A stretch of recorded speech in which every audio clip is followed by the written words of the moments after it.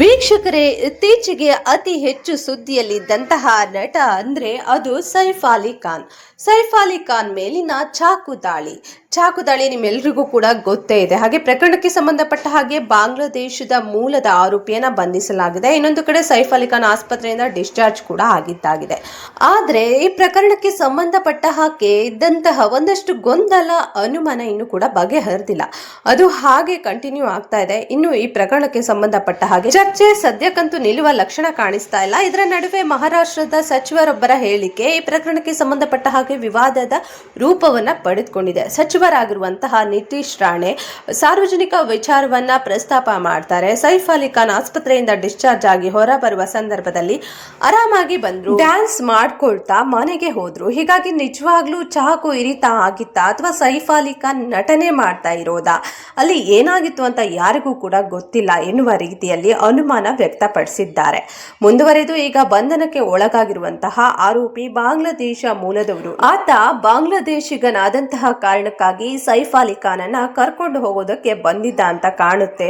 ಕಸ ಹೋದ್ರೆ ಒಳ್ಳೆಯದೇ ಎನ್ನುವ ರೀತಿಯಲ್ಲಿ ಸೈಫ್ ಅಲಿ ಖಾನ್ ಅನ್ನ ಕಸಕ್ಕೆ ಹೋಲಿಕೆ ಮಾಡಿಬಿಟ್ಟಿದ್ದಾರೆ. ಇನ್ನು ಮುಂದುವರೆದು ಹಿಂದೆ ಹಿಂದೂ ಸಮುದಾಯಕ್ಕೆ ಸೇರಿದಂತಹ ಸುಶಾಂತ್ ಸಿಂಗ್ ರಜಪೂತ್ ಕಿರುಕುಳಕ್ಕೆ ಒಳಗಾಗಿ ಸಾವನ್ನಪ್ಪಿದ್ರು. ಆದ್ರೆ ಅದರ ಬಗ್ಗೆ ಯಾರು ಕೂಡ ಮಾತಾಡಿಲ್ಲ. ಆದ್ರೆ ನಮ್ಮ ದೇಶದಲ್ಲಿ ಶಾರುಖ್ ಖಾನ್, ಸೈಫ್ ಅಲಿ ಖಾನ್ ಇಂಥವರ ಬಗ್ಗೆ ಅತಿ ಹೆಚ್ಚು ಚರ್ಚೆ ಆಗುತ್ತೆ ನೋಡಿ, ನಮ್ಮ ಪರಿಸ್ಥಿತಿ ಎನ್ನುವ ರೀತಿಯಲ್ಲಿ ಹೇಳಿಕೆಯನ್ನ ಕೊಟ್ಟಿದ್ದಾರೆ. ಅದು ಈಗ ವಿವಾದ ರೂಪವನ್ನ ಪಡ್ಕೊಂಡಿದೆ. ಸಾಕಷ್ಟು ಚರ್ಚೆಯು ಕೂಡ ಆಗ್ತಾ ಇದೆ.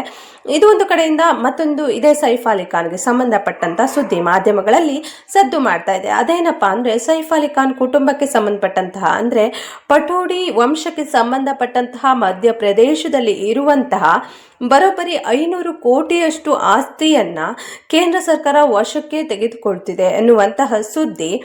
ಹಾಗಾದ್ರೆ ಕೇಂದ್ರ ಸರ್ಕಾರ ವಶಕ್ಕೆ ತೆಗೆದುಕೊಳ್ತಿರೋದು ಯಾಕೆ? ಸೈಫ್ ಅಲಿ ಖಾನ್ ಕುಟುಂಬದ, ಹಾಗಾದ್ರೆ ಯಾವ ಕುಟುಂಬ ಅದು? ಒಂದಷ್ಟು ಡೀಟೇಲ್ಸ್ ಅನ್ನ ನೋಡ್ತಾ ಹೋಗೋಣ ವೀಕ್ಷಕರೇ. ಕಾರಣ ಒಂದಷ್ಟು ಜನರಿಗೆ ಸಹಜವಾದಂತಹ ಕುತೂಹಲ ಇರುತ್ತೆ. ಸೈಫ್ ಅಲಿ ಖಾನ್ ರಾಜವಂಶಸ್ಥ ಅಂದ್ರೆ ಪಠೋಡಿ ವಂಶಕ್ಕೆ ಸೇರಿದಂತಹ ವ್ಯಕ್ತಿ.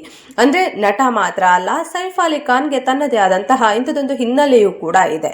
ಈ ಸೈಫ್ ಅಲಿ ಖಾನ್ ಕುಟುಂಬದ ಅಂದ್ರೆ ಪಠೋಡಿ ವಂಶಕ್ಕೆ ಸೇರಿದಂತಹ ಆಸ್ತಿಯನ್ನ ಶತ್ರು ಆಸ್ತಿ ಅಂತ ಪರಿಗಣಿಸಿ ಕೇಂದ್ರ ಸರ್ಕಾರ ನೋಟಿಸ್ ಅನ್ನ ಸರ್ವ್ ಮಾಡಿರುತ್ತೆ 2014ರಲ್ಲಿ. ಯಾಕೆ ಶತ್ರು ಆಸ್ತಿ ಅನ್ನೋದು ಮುಂದಿನ ಹಂತದಲ್ಲಿ ಹೇಳ್ತಾ ಹೋಗ್ತೀವಿ. ಹೀಗಾಗಿ ಸೈಫ್ ಅಲಿ ಖಾನ್ ಸೇರಿದಂತೆ ಅವರ ಕುಟುಂಬಸ್ಥರು ಕೇಂದ್ರ ಸರ್ಕಾರದ ಈ ನೋಟಿಸ್ ವಿರುದ್ಧವಾಗಿ ಮಧ್ಯಪ್ರದೇಶದ ಹೈಕೋರ್ಟ್ ಮೊರೆ ಹೋಗಿದ್ರು.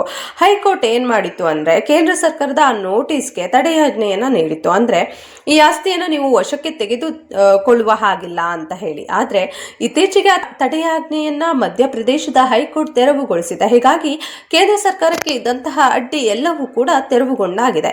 ಇನ್ನೇನು ಕೆಲವೇ ದಿನಗಳಲ್ಲಿ ಸುಪ್ರೀಂ ಕೋರ್ಟ್ಗೆ ಹೋಗಿ ಏನಾದರೂ ತಡೆಯಾಜ್ಞೆಯನ್ನ ತಂದಿಲ್ಲ ಅಂತ ಅಂದ್ರೆ ಇನ್ನೇನು ಕೆಲವೇ ದಿನಗಳಲ್ಲಿ ಕೇಂದ್ರ ಸರ್ಕಾರ ಆಸ್ತಿಯನ್ನು ವಶಕ್ಕೆ ತೆಗೆದುಕೊಳ್ಳುವಂತ ಪ್ರಕ್ರಿಯೆ ಆರಂಭಿಸುವಂತ ಸಾಧ್ಯತೆ ಇದೆ. ಸುಪ್ರೀಂ ಕೋರ್ಟ್ಗೆ ಹೋಗುವಂತ ಸಾಧ್ಯತೆ ಕಡಿಮೆ ಇದೆ ಎನ್ನುವಂತಹ ಮಾತುಗಳು ಕೇಳಿ ಬರ್ತಿದೆ. ಯಾಕಂದ್ರೆ ಹೈಕೋರ್ಟ್ ನೀವು ಮೇಲ್ಮನವಿಯನ್ನ ಸಲ್ಲಿಸೋದಕ್ಕೆ ಇಂತಿಷ್ಟು ದಿನ ಅವಕಾಶ ಇದೆ ಅಂತ ಹೇಳಿ ಅವಕಾಶವನ್ನ ಮಾಡಿಕೊಟ್ಟಿತ್ತು. ಆದ್ರೆ ಆ ಅವಕಾಶದ ಅವಧಿ ಮುಕ್ತಾಯ ಆದ್ರೂ ಕೂಡ ಸೈಫ್ ಕುಟುಂಬ ಹೈಕೋರ್ಟ್ ನಲ್ಲಿ ಮೇಲ್ಮನವಿಯನ್ನ ಸಲ್ಲಿಸಿಲ್ಲ. ಹೀಗಾಗಿ ಮುಂದೆ ಸುಪ್ರೀಂ ಕೋರ್ಟ್ಗೆ ಹೋಗುವಂತ ಆಸಕ್ತಿ ತೋರುವಂತ ಸಾಧ್ಯತೆ ತೀರಾ ಕಡಿಮೆ ಇದೆ. ಹೀಗಾಗಿ ರಾಜವಂಶಸ್ಥರಿಗೆ ಸೇರಿದಂತಹ ಅಥವಾ ಸೈಫ್ ಅಲಿ ಖಾನ್ ಕುಟುಂಬಕ್ಕೆ ಸೇರಿದಂತಹ ಆಸ್ತಿ ಯಾವುದೇ ಕ್ಷಣದಲ್ಲಿ ಕೇಂದ್ರ ಸರ್ಕಾರದ ಪಾಲಾಗಬಹುದು. 15,000 ಕೋಟಿ ಆಸ್ತಿ ಅಂತ ಅಂದ್ರೆ ಸಾಮಾನ್ಯ ಅಂತೂ ಅಲ್ವೇ ಅಲ್ಲ. ಮಧ್ಯಪ್ರದೇಶದ ಭೂಪಾಲ್ನ ಭಾಗದಲ್ಲಿ ಇರುವಂತಹ ಆಸ್ತಿ, ಕಣ್ಣಾಯಿಸದಲ್ಲೆಲ್ಲ ಅವರ ಆಸ್ತಿ ಇದೆ. ಸೈಫ್ ಅಲಿ ಖಾನ್ ಬಾಲ್ಯವನ್ನ ಕಳೆದಂತಹ ದೊಡ್ಡ ದೊಡ್ಡ ಬಂಗಲೆ, ಅರಮನೆ ಅದೆಲ್ಲವೂ ಕೂಡ ಕೇಂದ್ರ ಸರ್ಕಾರದ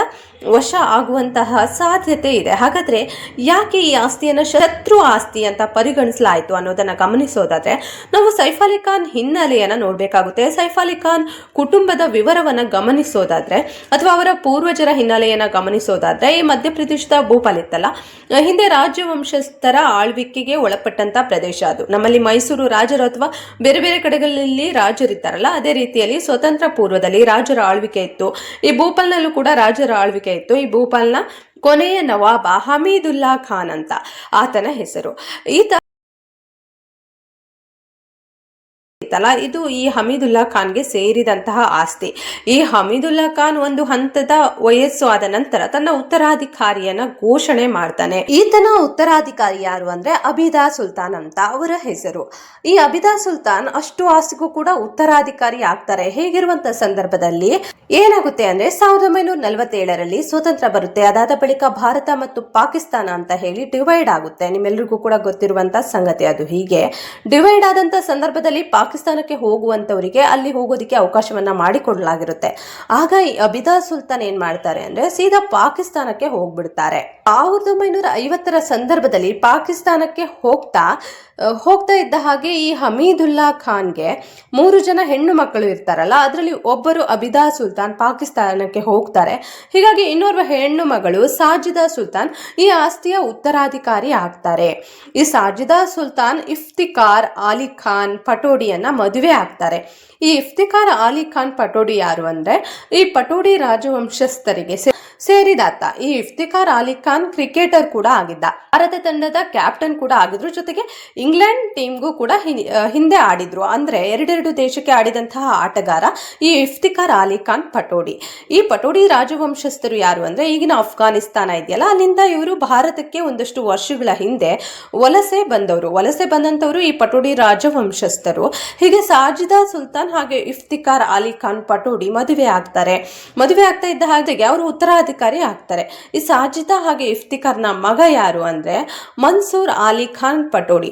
ಈ ಮನ್ಸೂರ್ ಅಲಿ ಖಾನ್ ಪಟೋಡಿ ಯಾರು ಅಂದ್ರೆ ಈ ಮನ್ಸೂರ್ ಅಲಿ ಖಾನ್ ಕೂಡ ಭಾರತ ಕ್ರಿಕೆಟ್ ತಂಡದ ಕ್ಯಾಪ್ಟನ್ ಆಗಿದ್ರು. ಈ ಮನ್ಸೂರ್ ಅಲಿ ಖಾನ್ ಪಟೋಡಿ ಹಾಗೆ ಶರ್ಮಿಳಾ ಟಾಗೂರ್ ಮಗನೇ ಈ ಸೈಫ್ ಅಲಿ ಖಾನ್. ಶರ್ಮಿಳಾ ಟಾಗೂರ್ ಯಾರು ಅಂದ್ರೆ ಅವರು ಟಾಗೂರ್ ವಂಶಸ್ಥರು. ಅವರು ಟಾಗೂರ್ ಅವರ ಕುಟುಂಬ ಅಂದ್ರೆ ಫ್ಯಾಮಿಲಿ ಇದೆಯಲ್ಲ ಅದಕ್ಕೆ ಸೇರಿದಂಥವ್ರು. ರವೀಂದ್ರನಾಥ ಟಾಗೂರ್ ಇದ್ದಾರಲ್ಲ, ಈ ಶರ್ಮಿಳಾ ಟಾಗೂರ್ ಅವರ ದೂರದ ರಿಲೇಟಿವ್ ಕೂಡ ಹೌದು. ಈ ಟಾಗೂರ್ ಫ್ಯಾಮಿಲಿಗೆ ಸೇರಿದಂಥವ್ರು ಶರ್ಮಿಳಾ ಟಾಗೂರ್. ಆದ್ರೆ ಮನ್ಸೂರ್ ಅಲಿ ಖಾನ್ ಪಟೋಡಿಯನ್ನ ಮದುವೆಯಾಗುವ ಸಂದರ್ಭದಲ್ಲಿ ಅವರು ಮುಸ್ಲಿಂ ಆಗಿ ಕನ್ವರ್ಟ್ ಕೂಡ ಆಗ್ತಾರೆ.